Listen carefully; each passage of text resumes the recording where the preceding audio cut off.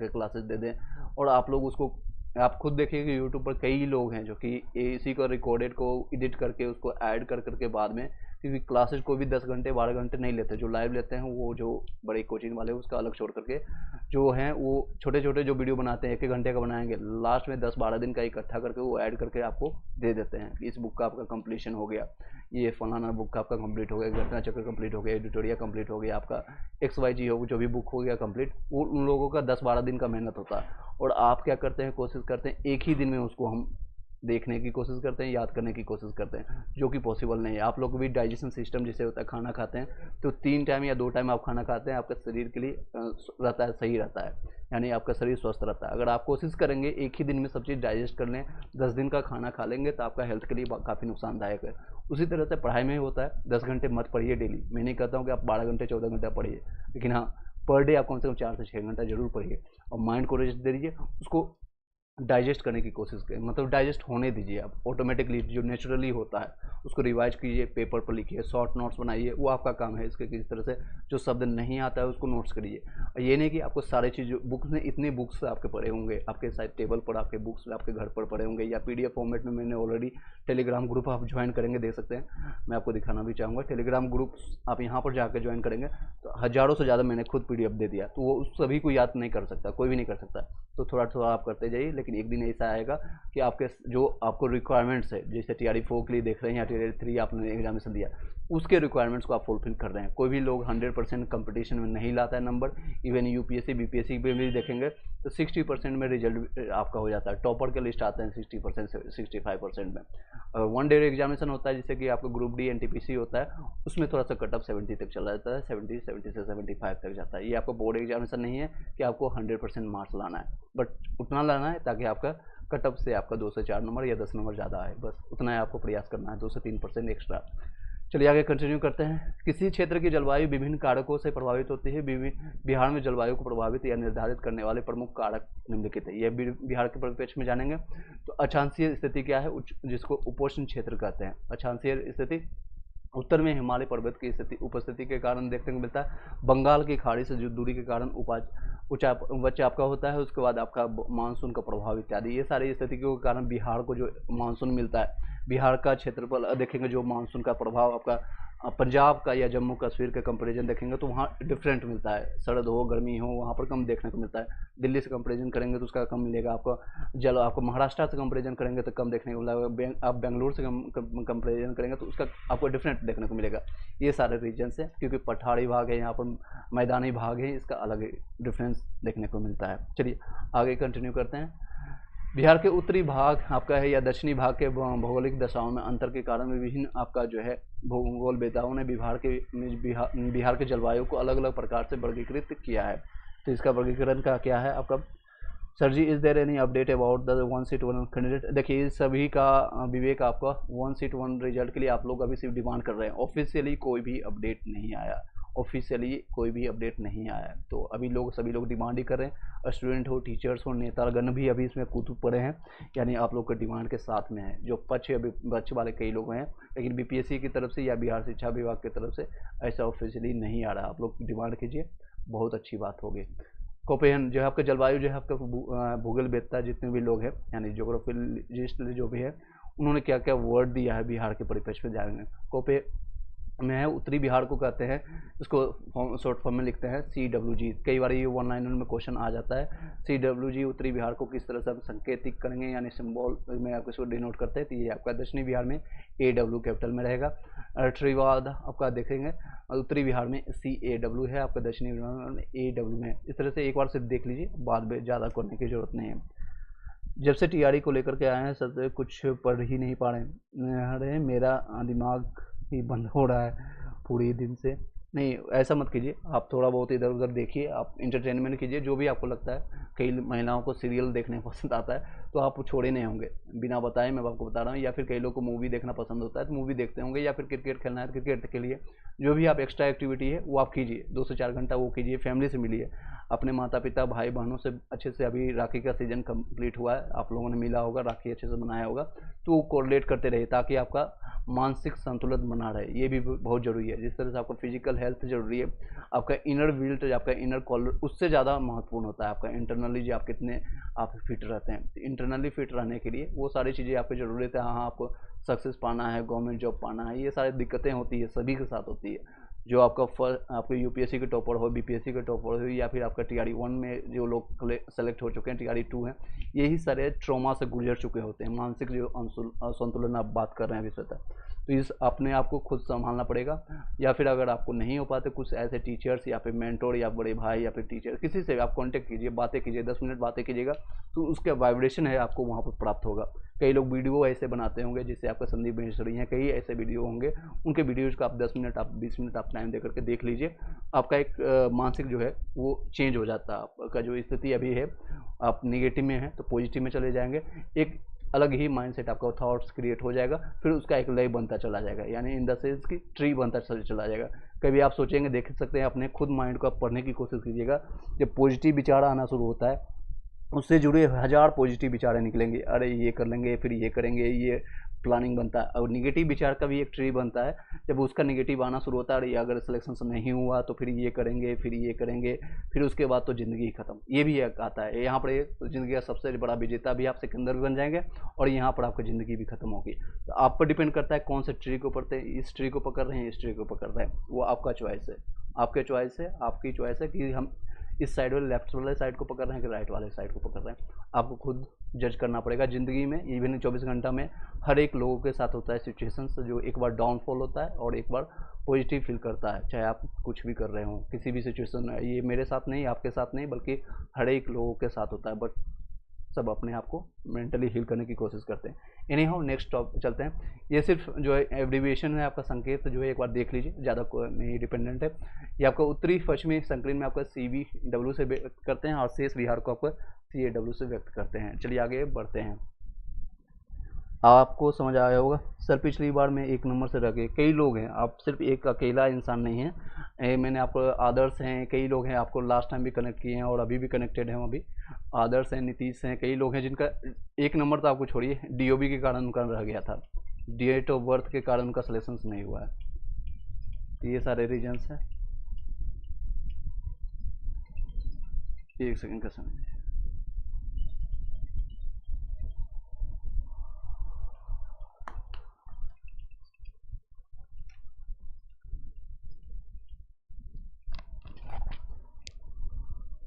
चलिए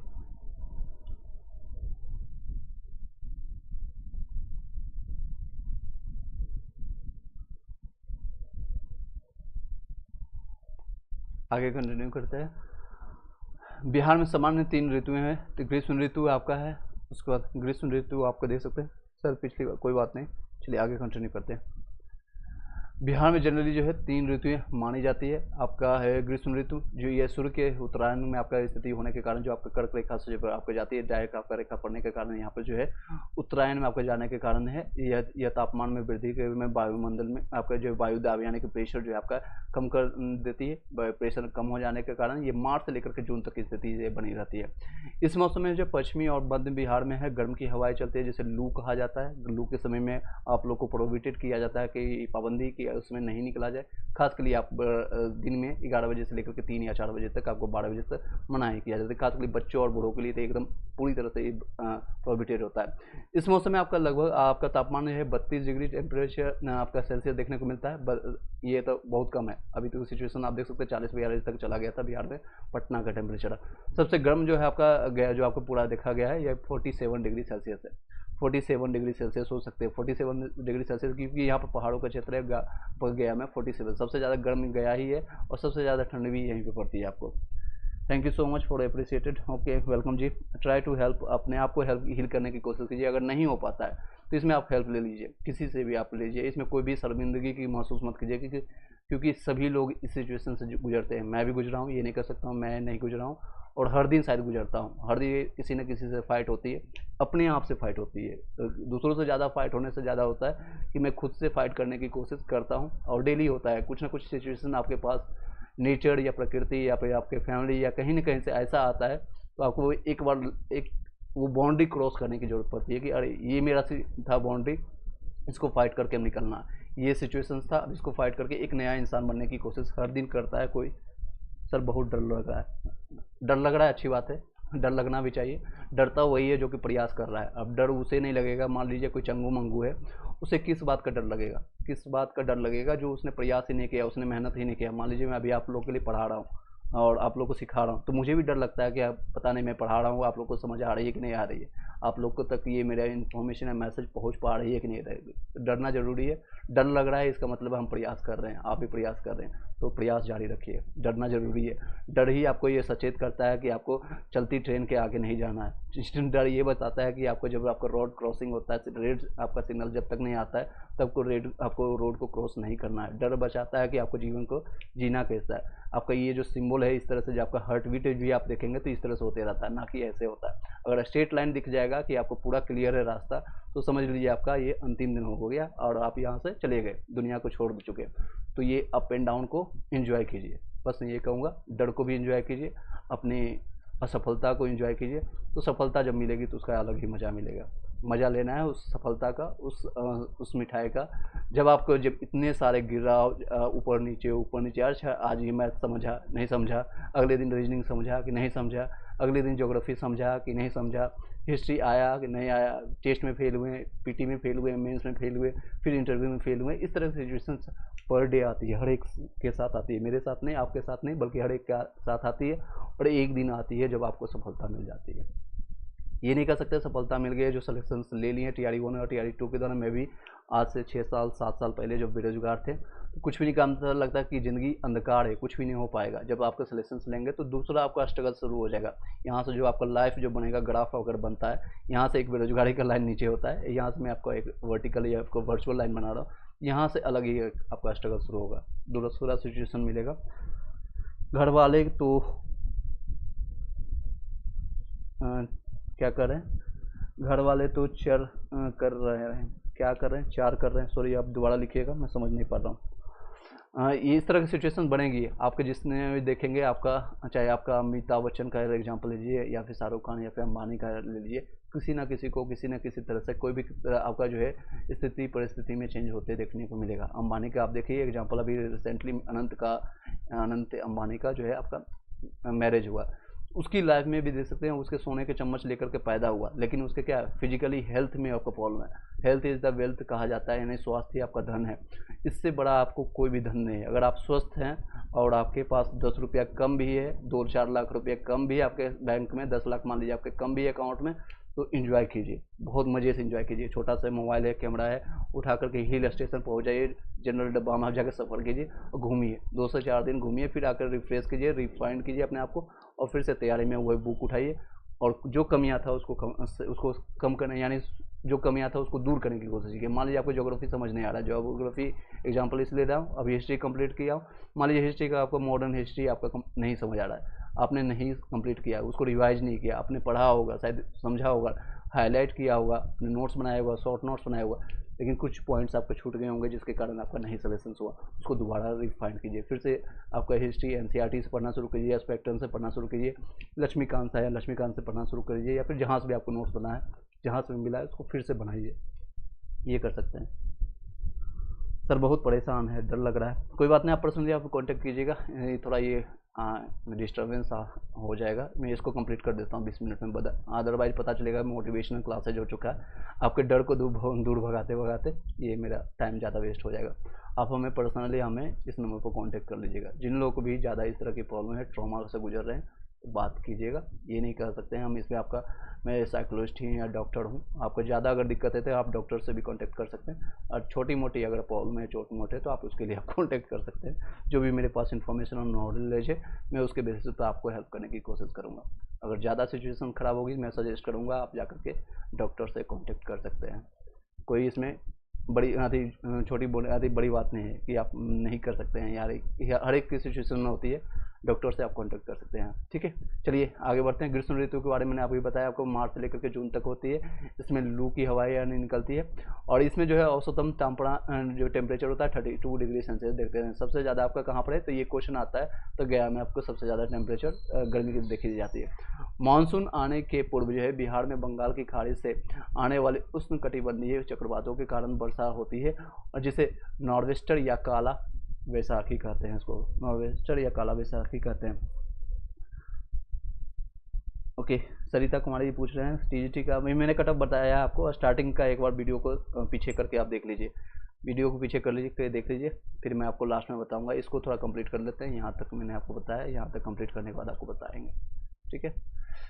चलिए, वर्षा ऋतु आपका जून से लेकर के जून मध्य से अक्टूबर मध्य के बीच में आपका समय को बिहार में आपका वर्षा ऋतु के रूप में जाना जाता है। बिहार में मानसून का प्रवेश जो है आपका जून में हो जाता है। आप लोगों ने देखा होगा अभी जून में आपका बरसात स्टार्ट भी हो चुका है, अभी अगस्त का आपका 21 अगस्त को हम क्लासेज ले रहे हैं लाइव में, तो अभी भी सिचुएशन देखने को मिलता है। 3 से 4 दिन पहले पटना में बारिश हुई थी, कुछ दिन पहले आपको देखने को मिला होगा। बिहार में जुलाई और अगस्त में अधिक वर्षा देखने को मिलता है, अभी आपने देखा भी है।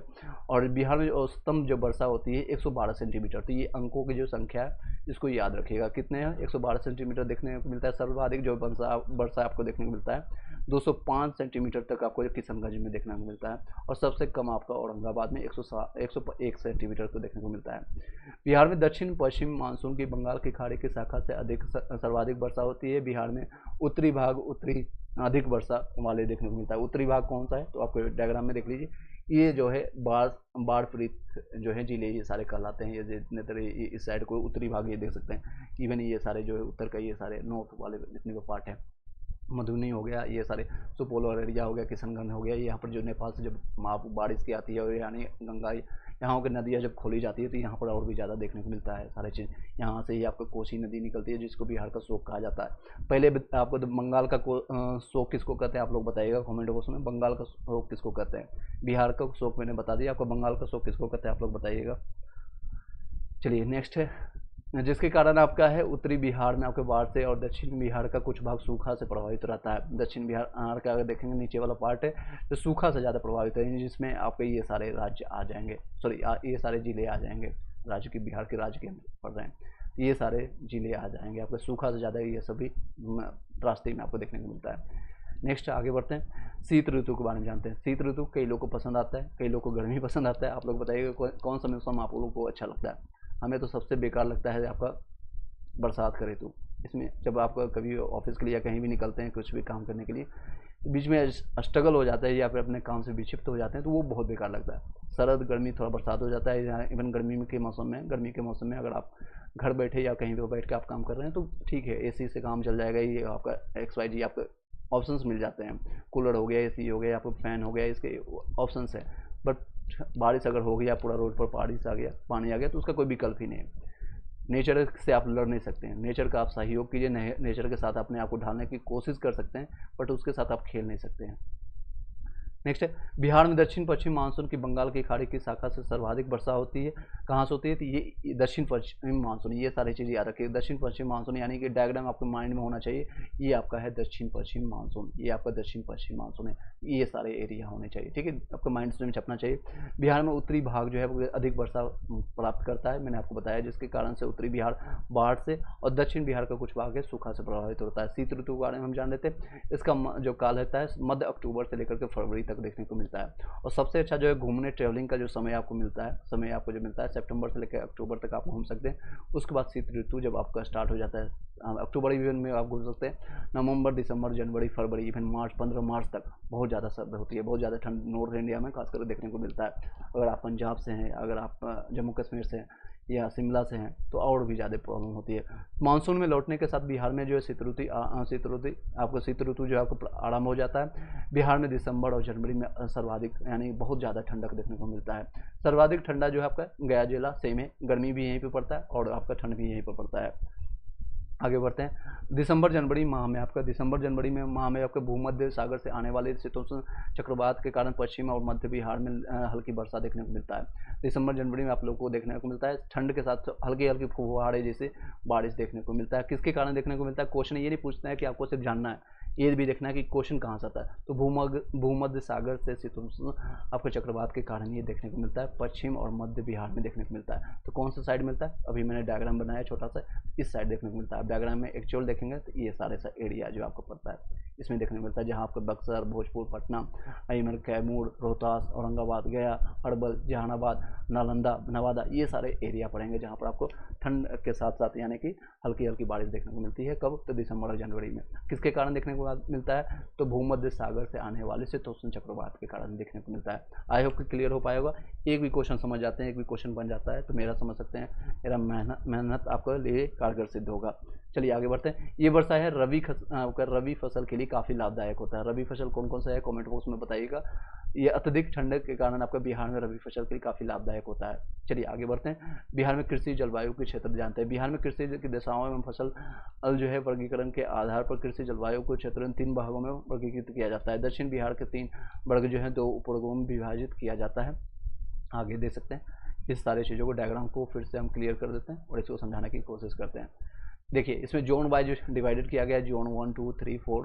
तो इसमें हम देख सकते हैं, आई होप कि क्लियर है, आपको दिख रहा होगा। ये देख सकते हैं, ये जोन 1 माना गया है, जिसमें से आपका कौन कौन सा जिला आता है। तो आपको पश्चिम चंपारण, जो कि आपका उत्तर प्रदेश से भी आपको बॉर्डर शेयर करता है, नेपाल से भी शेयर करता है। आपका पश्चिम चंपारण सीतामढ़ी हो गया, मधुबनी हो गया, और शिवहर छोटा सबसे जिला है, मुजफ्फरपुर, आपका दरभंगा, समस्तीपुर, वैशाली, इस सारण, आपका सिवान, ये जोन 1 में आता है। जोन 2 के बारे में जानते हैं तो सुपौल, ऑल, अररिया, किशनगंज, मधेपुरा, पूर्णिया, कटिहार, खगड़िया, सहरसा, और ये आपका है जोन 3। इसको जोन 3 को 2 भागों में बांटा गया। ये आपका नीचे का साइड है यानी कि दक्षिण वाला भाग है, साउथ वाला साइड है। जोन आपका 3rd में ए में है आपका लखीसराय, ये सारे जो पहाड़ के इलाका यहाँ पड़ता है। लखीसराय थोड़ा सा आपका मुंगेर हो गया, भागलपुर हो गया, शेखपुरा हो गया। उसके बाद आपका सबसे कम जनसंख्या वाला आपका यहाँ पर देख सकते हैं, आपका जनसंख्या घना तो जिसको है आपको बांका हो गया। उसके बाद आपका आता है जोन 3B में आपका आता है नवादा, नालंदा, ये मगध का जितना भी क्षेत्र आता है, पटना, जहानाबाद, अरवल, औरंगाबाद, रोहतास, कैमूर, और ये बक्सर आपका आता है। ठीक है, आगे बढ़ते हैं। अब जोन 1 जोन 2 में कौन कौन सा चीज़ें हैं इसके बारे में जानने की कोशिश करते हैं। जोन 1 में बताया मैंने 13 जिला आते हैं, सबसे ज़्यादा आपका यहीं पर आते हैं। उसके बाद आपका जोन 3B में आता है 11 जिले आते हैं। उसके बाद आपका आता है जोन 2 में आपका 8 जिले, मैंने ऑलरेडी डायग्राम के साथ बताया। इन सारे को याद रखिएगा, इससे संबंधित जानते हैं। विभिन्न कृषि जलवायु क्षेत्रों की विशेषताओं निम्नलिखित सारणी में देखा जा सकता है। तो इसकी सारणी क्या है? तो जोन 1 में जितने भी क्षेत्र है, जो कि 13 जिले हैं यहाँ पर, पश्चिम चंपारण, पूर्वी चंपारण, शिवहर, सीतामढ़ी, मधुबनी, गोपालगंज, सिवान, सारण, मुजफ्फरपुर, दरभंगा, वैशाली, सीतामढ़ी और बेगूसराय, ये गंगा के उस पार के जितने भी जिले हैं, इसमें से इस क्षेत्र में औसत वर्षा जो होती है 104 से लेकर के 145 सेंटीमीटर तक देखने को मिलते हैं। यहाँ पर खादर मिट्टी की प्रधानता होती है। मुख्य फसलें जो यहाँ पर होती है गन्ना, धान, गेहूँ, अरहर, मक्का यहाँ पर ज़्यादा देखने को मिलता है। आयोग की डायग्राम में भी आपको क्लियर हो पाएगा। ये सारे जो जोन 1 में 13 जो जिले हैं, यहाँ पर ये सारे फसल मिलते हैं ज़्यादातर। अगर आपको यहाँ के होंगे या आप इस ज़िले से होंगे तो आप लोग को भली बात ही पता चल रहा होगा। ये सारे ज़िले हैं जितने भी हैं, यहाँ पर क्या क्या फसल मिलते हैं। तो ये क्वेश्चन आपका आता है, इस में कौन सी आपको फसलें देखने को मिलता है। एक तो खादर मिट्टी पाई जाती है, मिट्टी के प्रकार खादर है प्रधानता रहती है, और फसलें जो है गन्ना, धान, गेहूँ, अरहर और मक्का यानी भुट्टा जिसको कहते हैं हम लोग। चलिए नेक्स्ट है जोन 2 के बारे में जानते हैं। ये उत्तर पूर्वी क्षेत्र में पाया जाता है। ये उत्तर पश्चिमी है यानी नॉर्थ और वेस्टर्न साइड है आपको पाया जाता है। ये नॉर्थ वेस्टर्न साइड है, ये जो कि मैंने बताया जोन 1, ये आपका है नॉर्थ ईस्टर्न साइड है आपका। ठीक है, इसमें जितने भी जिले आते हैं इसके बारे में हम जानते हैं, इसकी व्याख्या क्या है, इसमें कौन से मिट्टी पाई जाती है, कौन सा फसलें ज़्यादा पाई जाती है। इस क्षेत्र में औसत जो वर्षा होती है एज कम्पेयर टू औसत वर्षा उसमें से थोड़ा ज़्यादा होती है। सबसे ज़्यादा यहाँ पर बाढ़ पीड़ित होते हैं। इस क्षेत्र में 120 से लेकर के 140 सेंटीमीटर औसतन पाई जाती है। औसत का मतलब होता है, समझ सकते हैं, एवरेज, ये पाई जाती है। मुख्य फसलें जो है यहाँ पर जूट की सबसे ज़्यादा फसलें होती है, धान होती है, चाय का भी देखने को मिलता है, मक्का भी आपको यहाँ पर देखने को मिलता है। तो जूट की का अगर पूछा जाएगा तो कौन से क्षेत्र में, ये सारे क्षेत्र माने जाएंगे। आपका सुपौल, अररिया, किशनगंज, सहरसा, कटिहार, आपका खगड़िया, पूर्णिया, मधेपुरा, ये सारे क्षेत्र 8 क्षेत्रों में देखा जाएगा। जोन 3 में देखेंगे दक्षिण के क्षेत्र में।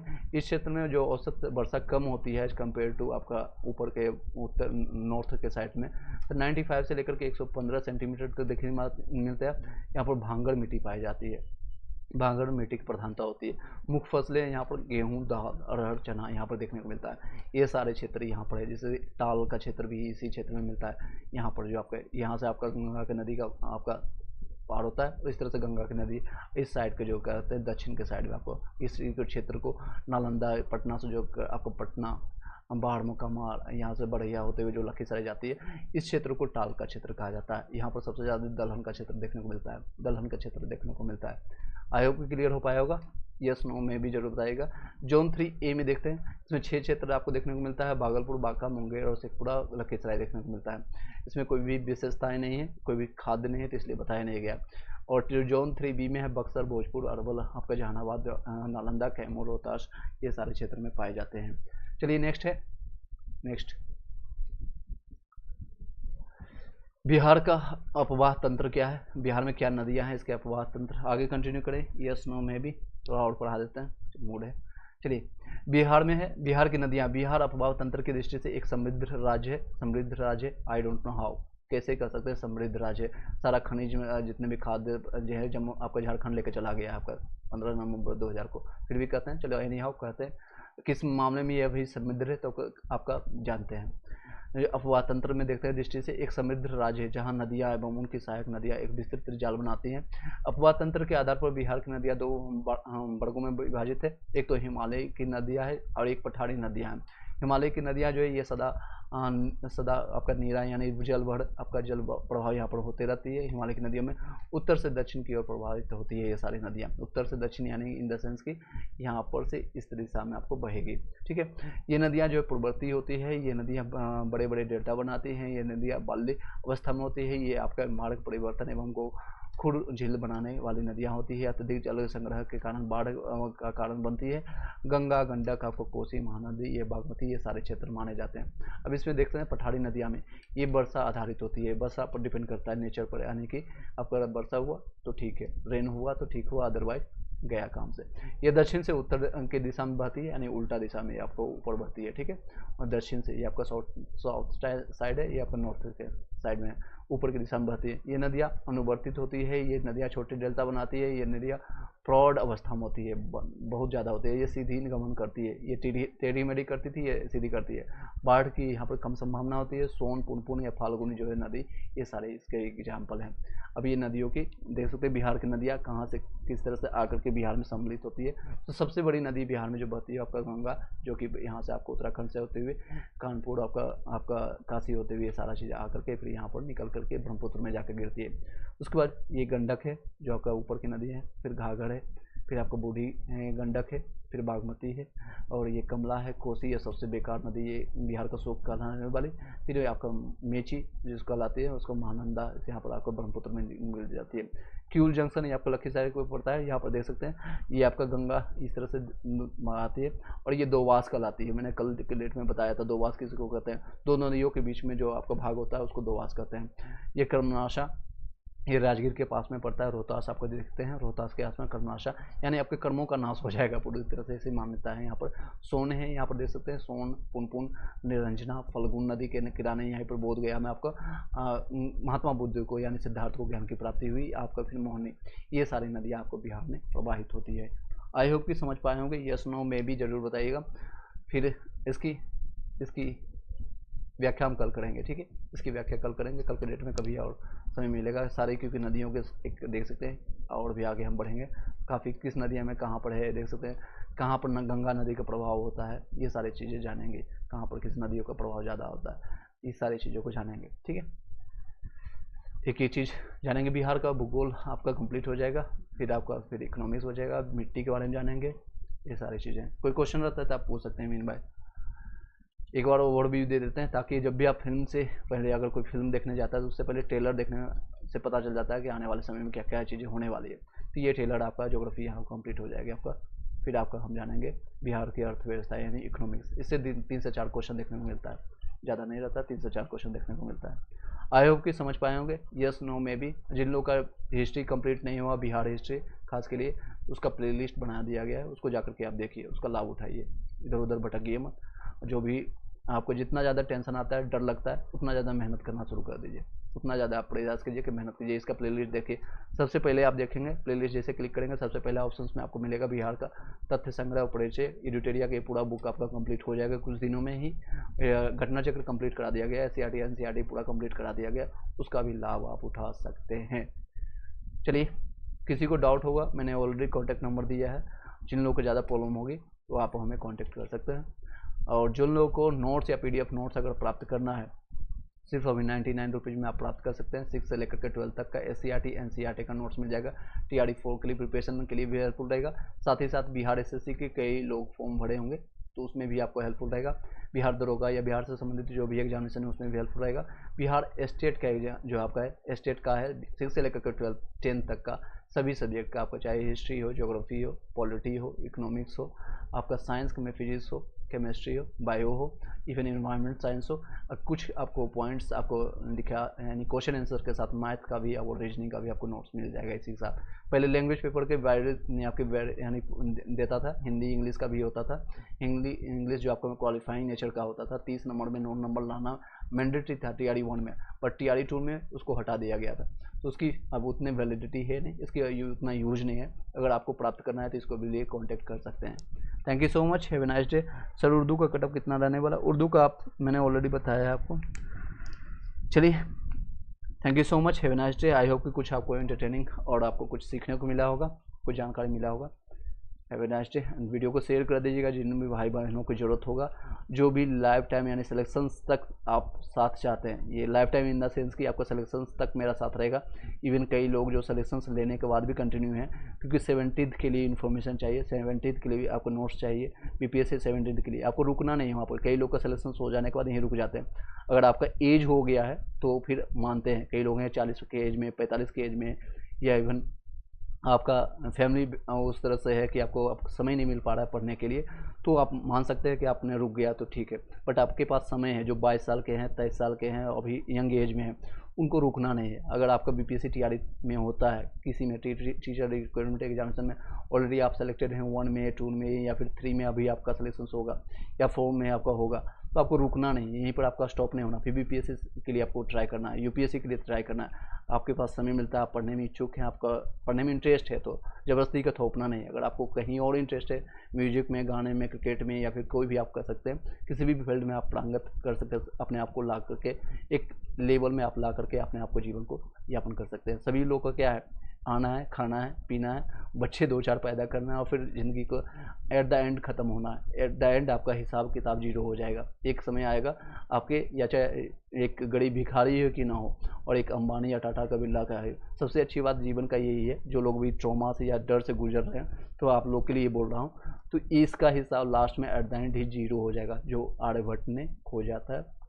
आर्यभट्ट में एट द एंड आप लोग का हिसाब जीरो होगा, चाहे किसी धर्म से। इसमें धर्म आपको कोई पक्षपात नहीं किया जाता, नेचर की तरफ से या गॉड की तरफ से या भगवान की तरफ से, जो भी नाम दीजिए आपको, ईश्वर, अल्लाह, रहमान, रहीम, कोई भी नाम दीजिए, उनका नेचुरल रोल एक ही है। ह्यूमनिटी का एक ही लो है, आपको जीरो में मिलना है। जीरो से शुरुआत हुई, नंगे पुंगे आए थे, नंगे पुंगे जाने वाले हैं, इसलिए कोई टेंशन नहीं लीजिए, मस्त रहिए, जीवन का आनंद लीजिए, खूब आप मस्ती कीजिए, पढ़ाई को भी एंजॉय करने की कोशिश कीजिए। नहीं आता है समझने तो उसको 50 बार पढ़िए। आप सही सही नहीं पढ़ पाते, कोई बात नहीं, एक दिन आएगा जब कोई भी, वाल्मीकि का अपने लोगों ने कहानी सुना होगा, जब वो जो इंसान को राम राम बोलने नहीं आ रहा है, मड़ा मड़ा बोलना शुरू किया, तो भी आपको 3-4 बार के बाद आपको आ जाता है, सही बोल पाता है वो। मड़ा मड़ा ही आप बोलिए, राम नहीं बोल पाते हैं, मड़ा मड़ा ही बोलिए, मड़ा मड़ा मड़ा, तो एक बार पता चला राम आ गया, देखिए दूसरी बार में राम आ गया सही। तो सही सही आप बोलते बोलते, गलत बोलते बोलते ही सीखता है कोई भी इंसान। जब फर्स्ट टाइम आपने साइकिल चलाना सीखा हुआ, तो आप एक ही बार आप एक्सपर्ट नहीं बन जाते हैं उस फील्ड में, आपको गिरना पड़ता है, आपको हाथ पैर, आपको घुटने, अपने कहनियाँ जो है तोड़वाना पड़ता है आपको। यही आपका समय है, आप लहूलुहान है अपने मानसिक रूप से, जो आपको खून बह रहा है आपके अंदर, यानी आप सीख रहे हैं। डर लग रहा है, इसका मतलब आप सीख रहे हैं, प्रयास कर रहे हैं, ये ज़रूरी है, आपकी लाइफ में बहुत ज़रूरी है। Thank you so much. BRT का कटअप एक्सपेक्टेड किया जाएगा, मैं आपको एक बार बता देता हूँ, फिर इसको कंटिन्यू करेंगे। देख सकते हैं PRT का इस तरह से आपका रहने वाला है, PRT का इस तरह से रहने वाला है। UR का आपका 75 से लेकर के 80 के बीच में रहेगा आपका, और फीमेल का आपका 65 से 70 के बीच में रहने वाला है। आपको अपना नंबर बताइएगा किस कैटेगरी में है, कितना मार्क्स आपका बन रहा है। EWS का आपका 65 से 70 के बीच में रहेगा, और ये आपका फीमेल का है, ये BC का है, ये BC का है, ये SC का है, ये आपका ST का है। और लास्ट टाइम TRE1 में इस तरह से गया था आपका कटअप, आपका UR का, ये आपका EWS का था, ये EBC का, ये BC का, ये SC का, और ये ST का, ये TRE2 का था कहानी। इसमें तक खाली मतलब ये कर सकते हैं PH वाले के लिए साथ, यानी फिजिकल हैंडीकैप्ड वालों के साथ धोखा हुआ, और सभी को जनरल बना दिया गया था, इसलिए 89 मेल का और फीमेल का सभी कैटेगरी का एक ही समान रखा गया था। पीआरटी का एक्सपेक्टेड कट ऑफ मैंने बता दिया आपका। चलिए, आई होप कि क्लियर हो पाया होगा, सभी लोग का क्वेश्चंस मिल पाया होगा, कुछ सीखने को मिला होगा। कल के रिलेटिव में या फिर जब भी हमें समय मिलेगा फिर से हम कंटिन्यू करेंगे, और 3 से 4 दिन में हम आपका ज्योग्राफी कंप्लीट करा देंगे। ज्योग्राफी आपका एडिटोरिया का कंप्लीट करा देंगे, फिर हम कुछ दिनों के बाद आपका स्पीडी का करंट अफेयर्स लाएंगे। लास्ट 1 ईयर का हम कंटिन्यू करवा देंगे, 1 लाइनर और प्लस साथ ही में MCQ भी हम करवा देंगे, MCQ, ये सारी चीज़ें।